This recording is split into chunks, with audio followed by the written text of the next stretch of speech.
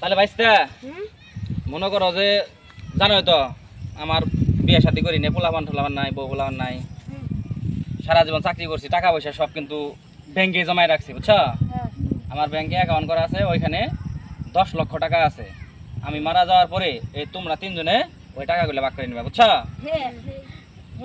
তাহলে তোমরা ওই টাকাগুলো কি করবা, সুন্দর ভালো কাজে ব্যয় করবা। টাকা নিয়ে কিন্তু অবৈধ বা কোনো খারাপ কাজ যেমন জুয়া খেলানি বা এটা ওটা করা বা মানে নিশা জাতীয় কোনো কিছু, অর্থাৎ ওই টাকা দিয়ে কোনো খারাপ কাজ করা যাবে না, বুঝছো? ভালো কাজ করবা, সন্তানদের লেখাপড়া করা বা তোমাদের কোনো অসুখ বিসুখ হলে চিকিৎসা খাতে ব্যয় করবা। এই টাকাটা এখন কিন্তু মালিক আমি, কিন্তু আমি যখন মারা যাব তখন তোমরা ব্যাংকে গেলেই তোমাদের টাকাটা দিয়ে দিবে, বুঝছো? এ রাব্বি হুন, চাচা তো অনেক বয়স হয় নাই, চাচা তো মরতে দেরি আছে, চল আমরা মায়ের ব্যস্ত করে তিনটা গাড়ি কিনে হালাম।